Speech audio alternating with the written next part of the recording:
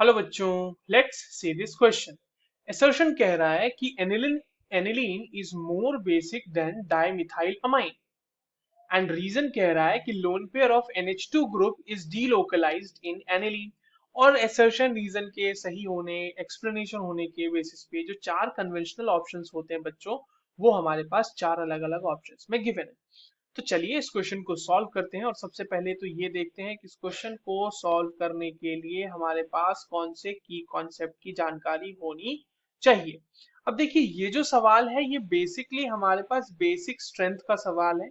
और वो basic strength हमें किसका फाइंड आउट करना है बच्चों? तो बेसिक स्ट्रेंथ ऑफ अमाइंस को फाइंड आउट करना है, राइट।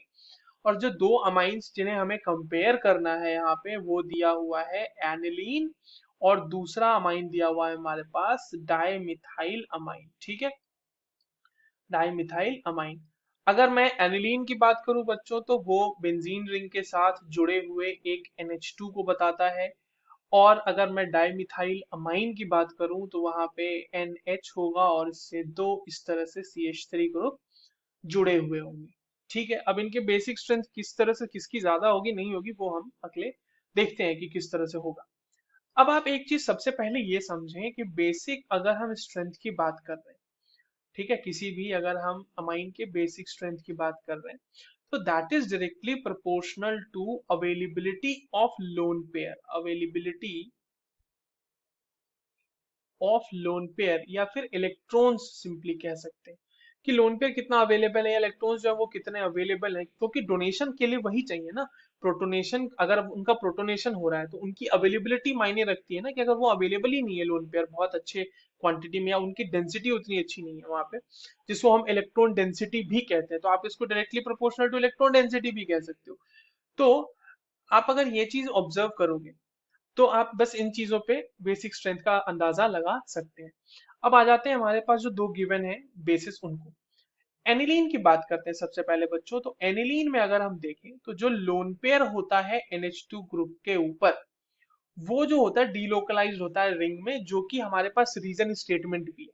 और क्योंकि ये डीलोकलाइज होता है, जिसकी वजह से आप ध्यान दें, तो एक बात तो ये कि जो हमारा नाइट्रोजन है उसके ऊपर पार्शियल पॉजिटिव चार्ज आ जाता है, यानी कि इलेक्ट्रॉन डेंसिटी वहां पे कम हो गई, यानी कि वहां पे अवेलेबिलिटी ऑफ इलेक्ट्रॉन्स कम हो गई है। और दूसरी चीज जो होती है वो ये होती है कि साथ ही साथ आप देख रहे होंगे कि एनिलीन में नाइट्रोजन और कार्बन के बीच आपको डबल बॉन्ड कैरेक्टर भी दिख रहा है। So due to that what happens कि जो हाइब्रिडाइजेशन है एन नाइट्रोजन का वहां पे, वो sp2 हो जाता है। ठीक है, अब sp2 हो जाने की वजह से क्या होगा सर, तो वो देखते हैं। अभी पहले इसका हम क्या करते हैं, सबसे पहले तो रेजोनेटिंग स्ट्रक्चर ड्रॉ कर लेते हैं फटाफट।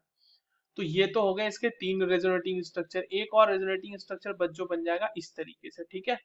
और इस तरीके से जब हमारा बन जाएगा तो आप देख पा रहे हैं ना कि पूरे के पूरे रिंग में ये जो है लोन पेयर जो नाइट्रोजन के ऊपर प्रेजेंट था, वो कहीं ना कहीं पूरे रिंग में डीलोकलाइज हो चुका है।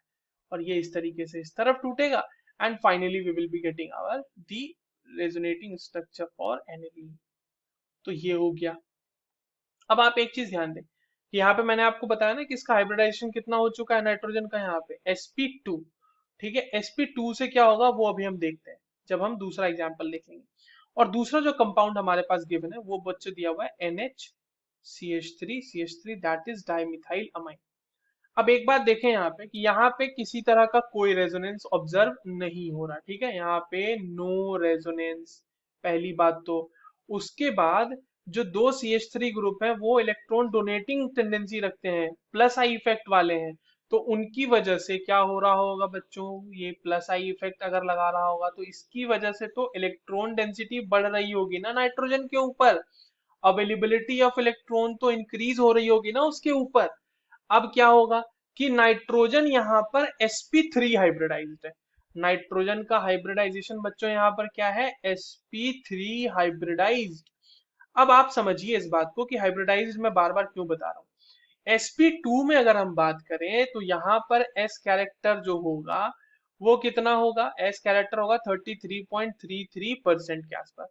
और sp3 के केस में जो है s कैरेक्टर कितना होगा बच्चों, यहाँ पे एस कैरेक्टर होगा 25%।